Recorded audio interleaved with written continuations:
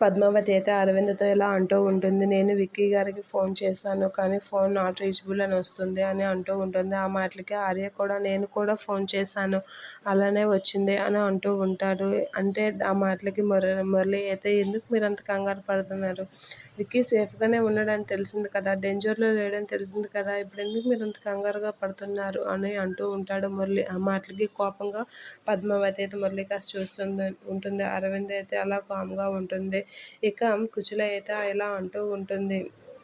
లేదు లేదు, విక్కీ అయితే సేఫ్గా ఉన్నా డేంజర్లోనే ఉన్నాడు, ఏదో ప్రమాదం విక్కీకి ఉంది అది, లేకపోతే విక్కీ ఎవరో ఉచ్చులో పడిపోయి ఉంటాడు అని కుచల అయితే అంటూ ఉంటుంది.